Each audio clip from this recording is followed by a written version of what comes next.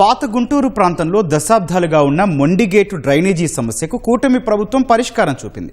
6,23,00,000 రూపాయలతో పనులు ప్రారంభించింది. చిత్తశుద్ధి, ప్రజలకు మేలు చేయాలనే ఆలోచన ఉంటే ఎలాంటి సమస్యనైనా అధిగమించవచ్చని నిరూపించింది. 4 దశాబ్దాలుగా జనం పడుతున్న ఇబ్బందులను తొలగించేలా మొండిగేటు డ్రైనేజీ ఆధునీకరణ పనులు మొదలయ్యాయి. ఇంతకీ మొండిగేటు సమస్య ఏంటి? గతంలో జనం పడిన ఇబ్బందులేంటి? ఇప్పుడు చేరున్న పనులతో జరగనున్న మేలుపై గుంటూరు నుంచి మా ప్రతినిధి చంద్రశేఖర్ గ్రౌండ్ రిపోర్ట్. గుంటూరు నగరంలో వివిధ ప్రాంతాల నుంచి వచ్చేటువంటి డ్రైనేజ్ కావచ్చు, లేకపోతే వర్షాలు పడినటువంటి వర్షపు నీరు కావచ్చు, 3 ప్రధానటువంటి వాగులు లేకపోతే ఆ కాలువల గుండా బయటికి వెళ్తుంది నగరం వెలుపలికి. ఇందులో ఒకటి పీకలవాగు, అలాగే ఆటోనగర్ డ్రైను, 3ది వచ్చేసి మొండిగేటు. మొండిగేట్ అనేది కీలకంగా ఆ పాత గుంటూరు ప్రాంతంలో ఉంటుంది. ఆ పాత గుంటూరు ప్రాంతంలో వచ్చేటువంటి డ్రైనేజ్ కావచ్చు, వర్షపు నీరు కావచ్చు, ఇదంతా కూడా ఆ మొండిగేటు గుండా బయటికి నగరం వెలుపలికి వెళ్తోంది. ఇక్కడ ఆ రైల్వే లైన్ కింద ఒక చిన్న వెంట ఉంటుంది. అది దాని వెడల్పు తక్కువగా ఉన్నటువంటి కారణంగా మామూలు సమయాల్లో ఇబ్బంది అయితే ఉండదు, కానీ ఆ వెడల్పు తక్కువగా ఉన్న కారణంగా వర్షాలు పడిన ప్రతిసారి కూడా వర్షపు నీరు ఎక్కువగా వచ్చిన సమయంలో ఆ అవతలకి దాటిపోలేక నీరు వెనక్కి వస్తోంది. దాని వెడల్పు తక్కువగా ఉంటుంది కాబట్టి దాన్ని పెంచాలని చెప్పేసి ప్రజలు కోరుతున్నప్పటికీ కూడా ఇన్నేళ్లుగా ఆ సమస్య అయితే పరిష్కారం కాలేదు. గత ఏడాది భారీ వర్షాలు కురిసిన సమయంలో వరుసగా 4-5 సార్లు అక్కడ నీళ్ళని కూడా వెనక్కి వచ్చి సమీపంలో ఉన్నటువంటి పంట పొలాలు కావచ్చు, అలాగే కాలనీలన్నీ కూడా జలమయ్యాయి. కొన్ని చోట్ల ఇళ్లలోకి కూడా నీళ్లు వచ్చి ప్రజలు 1-2 రోజుల పాటు బయటికి కూడా పోలేనటువంటి పరిస్థితులు ఏర్పడ్డాయి.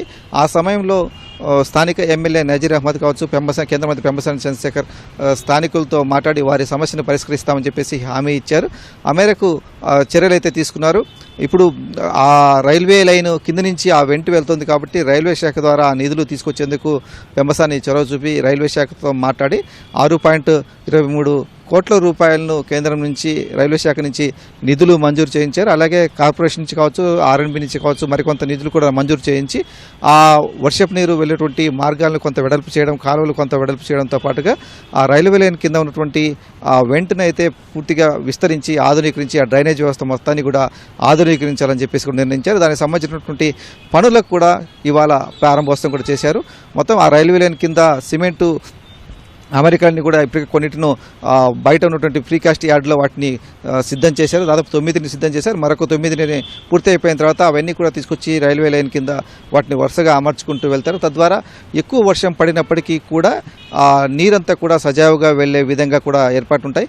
ఇప్పుడు ఏంటంటే ఆ నీరు వెళ్ళేటువంటి మార్గం చిన్నగా ఉన్న కారణంగా ఆ నీరంతా కూడా వెనక్కి వస్తుంది. దానివల్ల రైల్వే లైన్ మొత్తం కూడా ఆ నీరు మొత్తానికి అడ్డం ఉంటుంది కాబట్టి ఆ అవతలికి వెళ్ళేటువంటి మార్గం అయితే ఉండటం లేదు. దీంతో వెనక్కి వచ్చేసి ఆ సమీపంలో ఇళ్ళని కూడా మునిగిపోతున్న పరిస్థితి. తద్వారా ప్రజలు చాలా ఇబ్బందులు పడుతున్నారు. ప్రధానంగా సుద్దపల్లి డొంక, జియావుద్దీన్ నగర్, ప్రగతి నగర్ ఈ ప్రాంతాల్లో ఎక్కువగా ఈ సమస్య ప్రతి ఏడాది కూడా వర్షాలు పడినప్పుడు కనిపిస్తున్నటువంటి పరిస్థితి. దానికి ఇప్పుడు కూటమి ప్రభుత్వం అయితే దానికి ఆ సమస్య పరిష్కారానికి చొరవ తీసుకుందని చెప్పాలి. ఎందుకంటే ఇన్నేళ్లుగా ఉన్నటువంటి సమస్యకు పెద్ద ఎక్కువ కూడా ఖర్చు కాదు, కానీ బట్ ఆ పనిని పూర్తి చేయాలి, ప్రజల సమస్యకు పరిష్కారం చూపాలనేటువంటి ఒక చొరవ చూపిన కారణంగానే ఇప్పుడు ఈ సమస్యకు ఒక పరిష్కారానికి ఒక ముగింపు అయితే దొరకనుంది.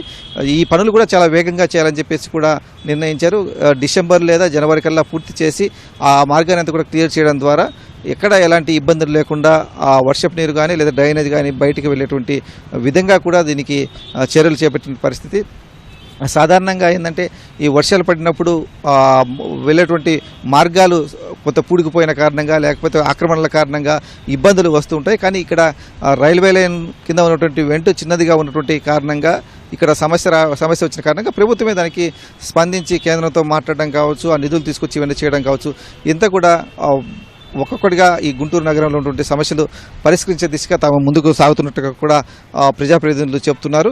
ఇప్పుడు ఈ మొండిగేటు సమస్య కూడా పరిష్కారం చూపాం. అలాగే త్వరలో ఈ పీకలవాగు సంబంధించినటువంటి ఆక్రమణలు ఇవన్నీ కూడా తొలగించి అక్కడ కూడా నీరు సజావుగా వెళ్లే విధంగా కూడా చర్యలు తీసుకుంటామని చెప్తున్నారు. ఎందుకంటే నగరంలో పాత గుంటూరు ప్రాంతంలో మొండిగేటు ఎలాగో గుంటూరు వెస్ట్ నియోజకవర్గం పరిధిలో పీకలవాగు చాలా కీలకమైనది. ఎక్కువ వర్షపు నీరంతా కూడా ఈ మార్గం గుండానే వెళ్తుంది. కొన్ని చోట్ల అది ఆక్రమణల కారణంగా కొంత కుంచుకుపోయినటువంటి పరిస్థితి ఉంది. అలాగే దాంట్లోకి చెత్తాచెదరం ఎక్కువగా వేయడం వల్ల కొన్ని చోట్ల పూడిపోయిన పరిస్థితి. వాటిని శుద్ధి చేయడంతో పాటుగా ఈ ఆక్రమణ తొలగింపు పైన కూడా చర్యలు తీసుకుంటామని చెప్పేసి అధికారులు చెప్తున్నారు.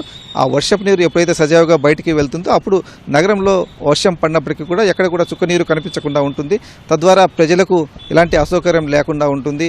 ఆ రోడ్లు మునకవడం కానీ లేకపోతే ఇళ్లలోకి నీళ్ళు రావడం కానీ ఇలాంటి సమస్యలు ఏమి కూడా ఉండకుండా ఉంటాయని చెప్పేసి అధికారులు చెప్తున్నారు. ఆ దిశగా కూడా తదుపరి యాక్షన్ ప్లాన్లో ఆ దిశగా కూడా చర్యలు ఉంటాయని చెప్తున్నారు. ఇప్పటికైనా ఈ మొండిగట్టు సమస్యకైతే పరిష్కారం దొరుకుతున్నట్లయితే ఆ స్థానికులు చాలా సంతోషం వ్యక్తం చేస్తున్నారు. పాత గుంటూరు ప్రాంతంలో దశాబ్దాలుగా ఉన్న సమస్యకైతే ఇప్పుడు ముగింపు పలకనుందని చెప్పాలి. కెమెరామెన్ కేశవ్తో పునచంద్రశేఖర్, ఈటీవీ న్యూస్, గుంటూరు.